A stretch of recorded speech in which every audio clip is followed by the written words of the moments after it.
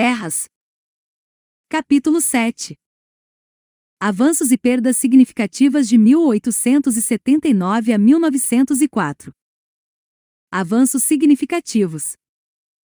1. Formação de sociedades de jovens. A primeira sociedade de jovens foi organizada em Hazleton, Michigan, em 1879 por dois jovens, Harry Fenner, 17 anos, e Luther Warren, 14. Em 1889, a Associação de Ohio foi a primeira a formar um departamento jovem em nível de associação para atender a todo o território. Era conhecida como Cristãos Voluntários. A Conferência Geral de 1901 confiou o Departamento dos Jovens aos cuidados do Departamento de Escola Sabatina. O Departamento Jovem da Associação Geral foi formalmente organizado em 1907. 2. Obra de colportagem estabelecida. O Senhor mostrou a Ellen White, em 1879, a necessidade de divulgar amplamente nossos livros entre as pessoas. 2 anos mais tarde, George King sentiu-se impressionado a vender o livro Daniel and Revelation, Daniel e Apocalipse. O plano foi muito bem sucedido e, desse modo, o trabalho de 38.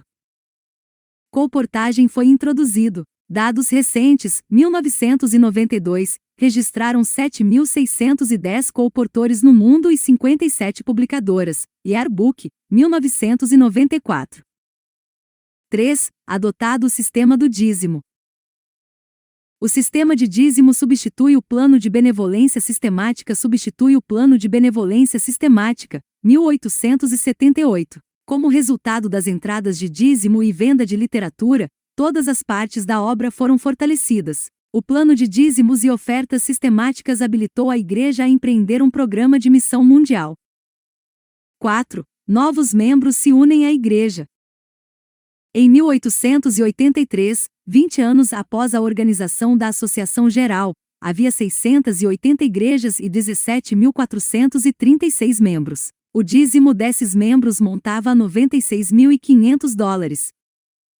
5. Desenvolvido plano de estudo bíblico. Uma tempestade de uma reunião campal forçou Stephen Askell a parar de pregar. Ele reuniu um grupo de crentes ao seu redor, deu-lhes textos bíblicos e começou a lhes perguntar. Ellen G. White estava presente e encorajou o plano, que agora é indispensável ao método de evangelismo. 6. Organização da obra na Europa. O presidente da Associação Geral, George E. Butler, visitou a Europa em 1884 e organizou uma associação. No ano seguinte, Ellen White visitou a Europa e dá conselhos e orientações aos líderes. 7. A mensagem é levada ao sul do Pacífico.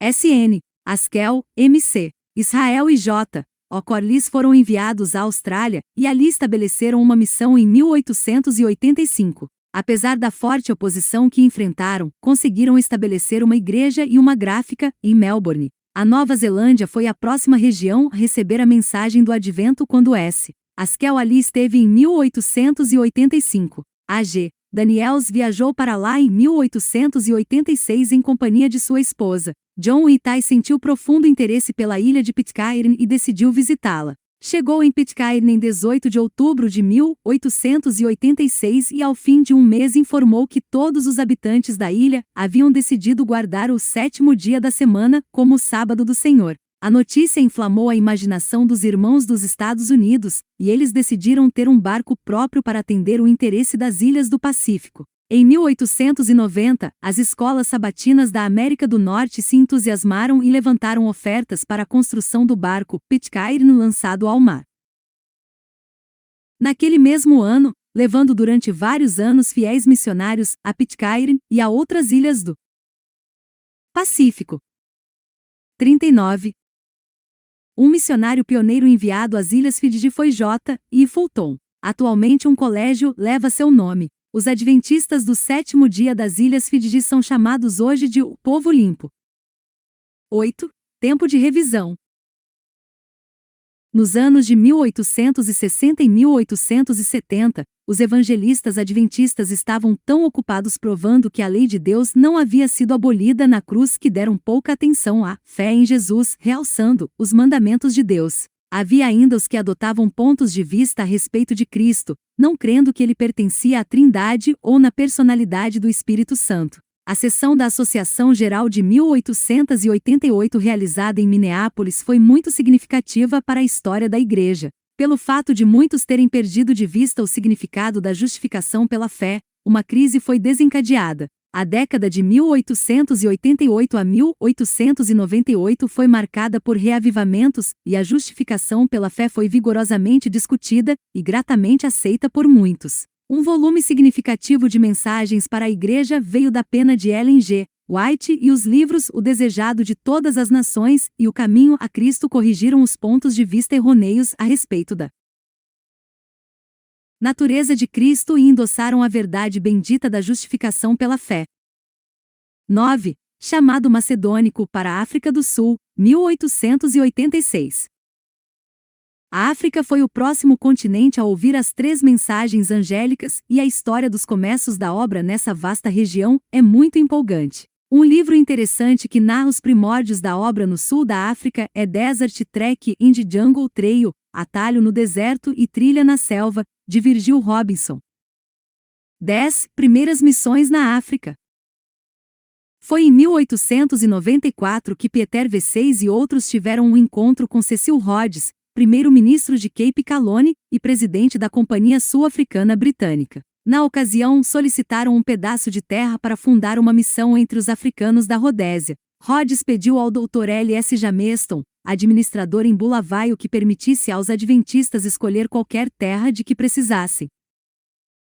11. Abertura na China.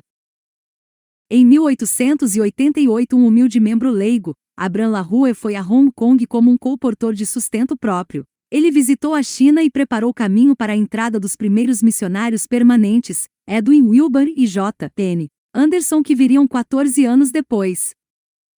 12. Novas instituições fundadas. 40. O primeiro colégio adventista do sétimo dia fora dos Estados Unidos foi fundado em 1893 próximo à cidade do Cabo, sendo o precursor do Colégio Elderberry. Outras instituições pioneiras a Leimar incluem Science Publishing Company Austrália 1886, Tamborough Press Inglaterra 1889.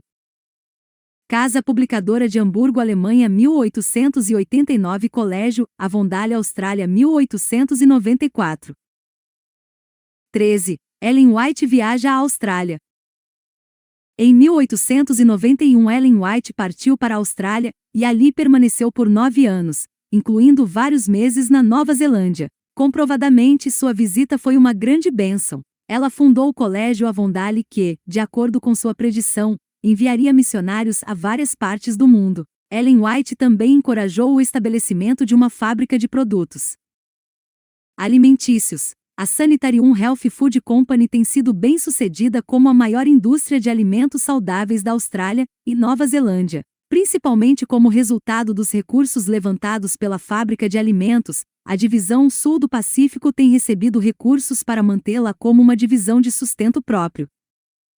14. Cria-se a Primeira União.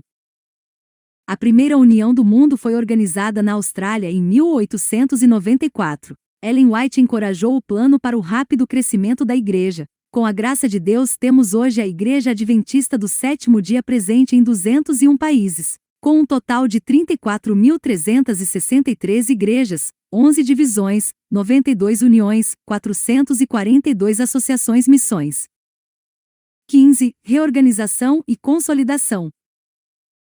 A Associação Geral de 1901 foi significativa para mudanças vitais na organização e avanço para a obra missionária. Algumas das decisões tomadas foram: 1. A comissão da Associação Geral tornou-se maior e mais representativa. 2. Uniões, missões e associações locais tornam-se no modelo da organização. 3. Associações e missões dos Estados Unidos deveriam partilhar dízimos e ofertas com campos missionários. 4. Organizações independentes representando os vários interesses denominação tornaram-se departamentos da Associação Geral.